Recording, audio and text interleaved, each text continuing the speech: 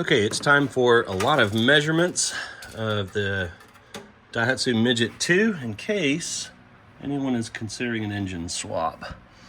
So this opening looks to be a little more than 17.5 inches. And then, looks like that's about 16 3/4. It's a little bit wider there. I call that 17.5, maybe slightly more. Do some underneath measurements too.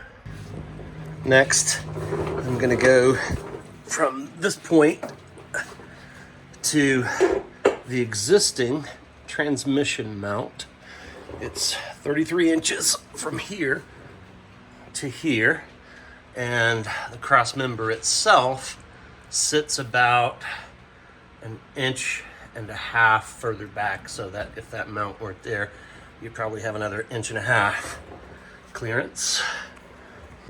Of course, it's possible to relocate the coolant hardline, but I'm going to give you the measurement from here, the inside of the hardline for the coolant to here, because you're going to have, unless you do an air-cooled engine, you're going to have coolant piping, and there's really not a feasible, at least an easily feasible way on the outside of the frame channel. So you're looking at right at 20 inches, maybe slightly more, but not less than 20 inches there. And in case it's helpful, I'm going to do frame to front. That's so hard to do this with just.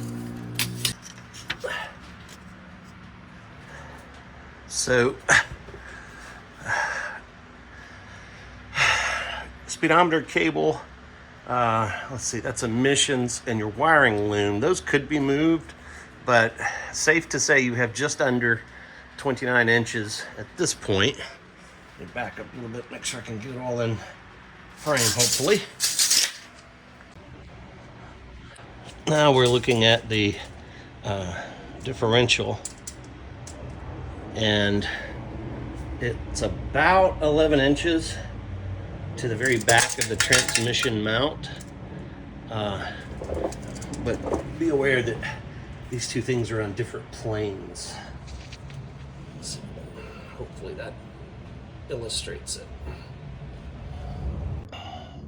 The Daihatsu Midget II automatic transmission drive shaft, from the face that bolts to the yoke to the very tip of the splines, is 13 1/4 inches. 13 1/4 inches on my automatic. Now I will get you the measurement from the bottom of the cargo bed to the very top of the yoke. Let's do it from the parking brake, because I don't think it would be easy to eliminate the parking brake on the vehicle. That's about 11 inches, no more than 11 inches. It might be 10.5. And of course, the differential is tapered. The further back you go, the less clearance you would have. But here's a ballpark measurement. That's from the bottom part of the parking brake, and that's the back end of the parking brake. Looks like that's about 10 inches of clearance. Another measurement that I'm going to provide you is the beginning of where the frame starts to taper in and reduce space. Your space is diminished here. Oh, and by the way, I see some additional rust that I can work on. Surface rust, but I'm going to clear Rust-Oleum that while I'm down here. Probably do that off camera, but I'm going to get you a measurement from about here. That's where the engine compartment starts to taper inward, and you have less space. It's got a mouthful of coolant. Let me go rinse my mouth. Okay, that was unpleasant. I rinsed my mouth 6 or 7 times, so hopefully I got it all out. I didn't swallow any, but if I kick over, doctors should be looking at coolant poisoning. Okay, back to the job at hand, and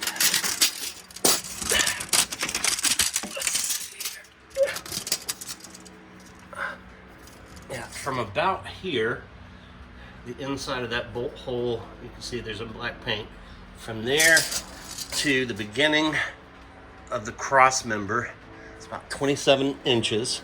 You have a little more space here because the cross member curves towards the back of the vehicle and then back towards the front from side to side.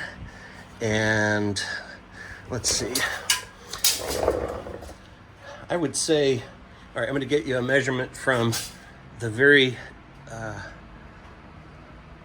underside beneath the seat down to the lowest hanging component, which is most likely the center of the rear differential. We'll get that next. But and keep in mind that there is a subframe. I'll also do measurements on that subframe. It's hanging up over by the workbench right now. This is with the subframe out, of course. If you choose to use that subframe for your engine swap, then you're going to have a little less room.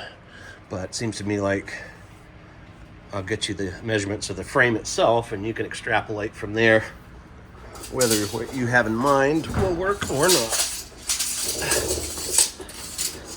Okay. So I'm in contact with the bottom, and that appears to be about, I mean, it's the same height as here. And 20 inches, maybe 21.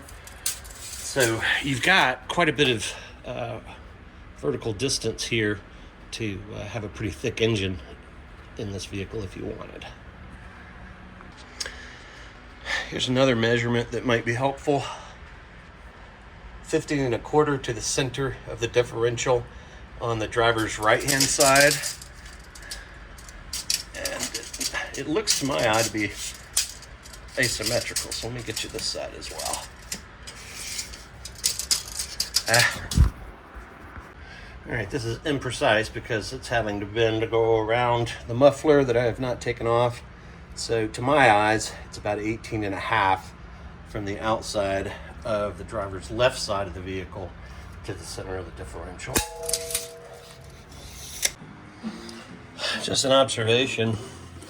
It seems to me like there's plenty of room here for a Goldwing flat 6 1500 or 1800.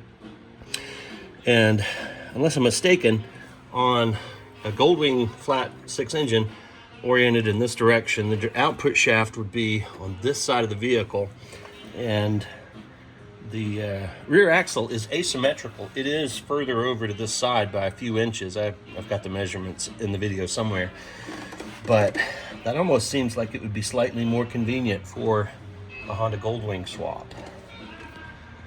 Because if it were the other way, you'd have the drive shaft at more of an angle, but it would be closer to straight if I'm right about the output shaft on the Goldwing being on rider's right. Subframe for the Midget. Here are your measurements.